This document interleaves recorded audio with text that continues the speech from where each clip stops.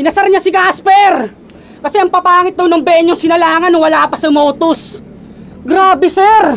Eh, may napanood nga ang battle mo, yung tarpaulin kinabit sa tricycle. Wala kayong awa sa may-ari. Mamamasada pa yung pare. Tanginan to, mga ulol. Dapat bago kayo nag-umpisa, pinastart nyo muna yung motor. Kaya dapat dito, tinatapakan yung skull. Hanggang durog at sobrang bloody. Nakapag-start na kayo, di pa na-start yung Kawasaki.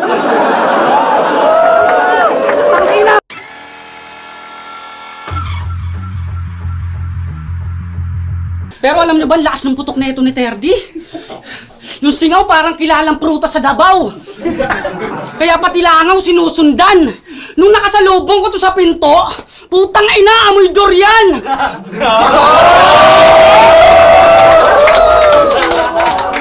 Pinto, durian, inopen ko lang. At kala mo di ko natitirahan yung leeg mo? Nek-nek mo!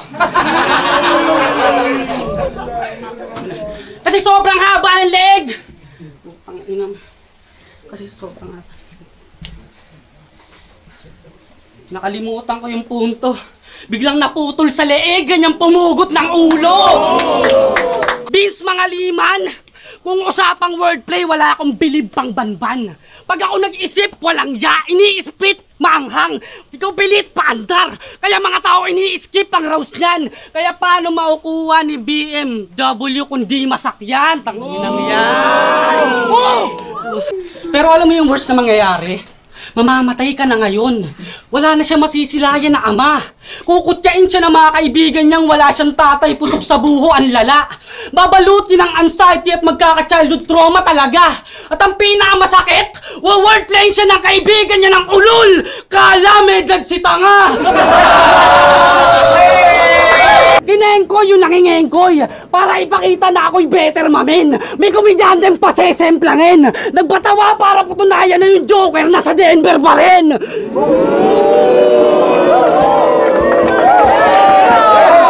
Hindi mo na daw napupuntahan yung puntod niya magmula nang siya'y pumanaw. Inuna mo pa battle at ang layaw. Lagi mong inaangas na tinapos mo yung period pero yung nanay mo wala nang dalaw. Ano gar? Papaalalahanan pa ba talaga? At sa bars isalin pa? Kailangan pang sitahin ka bis para lang bis sitahin siya? Wow! Ano? Takin na din! Sabi sa FB kay Lamado, yan ang comment ng mga tao dahil sa taglay ng lupit. Mas makikita nyo tong punet. Mas makikita nyo tong punet. Masyadong natuwa dito sa tree. Tong mga unggoy sa net. Kaya kung sa kanya kayo nag-agree, mababaon kakaiyak pag sinabi kong putol to sa aking tree. Sa ngayon masisibak. Palagi mong niyayabang na tinalo mo si Slakwan. Eh di lang naman yun preparado kaya nakuha huling halakhak. Eh kung maayos lang yung slack, may isa ka pantalong matatanggap. Pero tama na po na sa track. Balikan naman natin mga tropa niyang panay react ng damn. Kahit yung bara magaan. Mga parang tanga lang. Kailangan mo pa ng taga-damn. Wawa ka naman! Lagi niyang bukang bibig na siya daw yung ginto na nahukay mo galing mina. Dinig mo ba? Ang bobo na yan. Tingin mo sa'yo, boss, gold, tanga may toyo ka lang. Ginto ang puta. Tignan niyo, basura. Napatunayan kung peke yung ginto, puta, nagre-react sa suka. Tinatagtag niya lang ng references para magtunog, komplikado yan aking nasipat sa ngayon.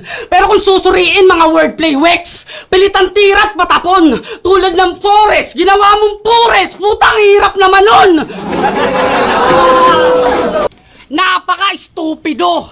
Ako kahit di makapag-flip top, wag lang ikumpara kay Unico. Tanginan to, gusto mo maging ayaw namin, no? Pero kahit isama iyong partner, Noy, malabong sumabay aba. Body bag pati si parking boy, tangina mo, sumakay ka pa. Tinakitaan daw siya ni Sak. Natripan yung burst mo't gigil. Kaya gusto daw siya sa gitna ng Hansel. Tangina neto, feeling. Eh di ka nga niya pinapansin kahit ilang beses na i-mention. Sak ng sak, kalatang sabik sa ka, maging sa fame at exposure. Kaya kung sino-sino kayo na-call out, puta para kang si Rendon. Di ka dapat thirdy, dapat thirsty kasi uhaw sa atensyon. Kaya sa ganyang galawan siya nasanay. Kasi namayapa na yung nanay. Ano tama ba bro? Na kaya ka nang dadamay ng babae kasi wala na yung babaeng dumadamay sa'yo? Tas sa battle ng babata, yan ang galawan ng yawa. Palaging nang mamama, puta wala namang mama. Sabi niya kay Rick, kung iniwan ng ama, ang dami pang etc. Disaster, ulol, kalamidad si tanga. Para sa inyong kaalaman, si Rick meron pang tatay. Kumpleto pa sila sa bahay, maayos pa yung kalagayan. Tapos papasukan mo ng kalamidad? Ano yan para makasira ng tahanan? Kasi bago palaban nila ni GK, may mga draft na siya nasulat kay Class G. Di mo pwedeng i-deny yan dito, boy. Draft ka kasi ng draft. Nalaglag ka tuloy. Sinabi mo lahat sa akin to sa chat. Kaya sa mga tao, sira ka buang. Nagbanggit ka sa akin ng mga notes. Kinanta ko lang. Siya, si Turdy. Tama. Ganto siya mag-deliver. Kung san-san pumupunta kamay. Para kang traffic enforcer. Ang dami mong gesture, sarap sa pakinetong noob. Napaka-weird nun, dude. Kaya pala nag-reference ng James Yap kasi man with a million moves. Tapos ngayon nakikitrain ka na? Di mo ako malilin lang, tanga. Dalawa na nga yung gamit mo na e-bike tapos makikiride ka pa. Lilitaw dito lahat ng katangahan mo hanggang tuluyang ka masupil. Wala kang maitatago sa matindihan pag nagsuri. Dahil ba matagal na yung battle, ligtas ka na? Maitatawid na ng mabuti? Porket gumamit ka ng e-bike, kala mo di na mauhuli? Siya daw ay batang may laban, kaya laging handa yan, walang battle na di malakas. Pwestong batang bonakiday, magchuchok na rin pagbitin kay 3 pataas. Oh, nag-reference ng gatas. Kasi magiging daddy na tong adik, Nax. Mas lalo ng ganado pag uwi. Sa wakas, nagamit mo na rin ang maayos yung puti. Rhyme scheme, yan ba yung arsenal nyong ibinibida? Eh sa akin, easy kahit nakasiting pretty pa. Simile at witty lyricism, penny siya. Mag-plus 10 man sa 40 mo ay mag-50-50 ka. Pupunahin pagcha-champ, rap yan, Baras Rizal, pandak, puro wordplay, ganun ba? Dahil sa OT may W, alam kong dyan yan papunta. OTW dyan papunta. Nahuli ba yung ididis nung bay? Di na po ako lalagpas sa oras, di na to Filipino time.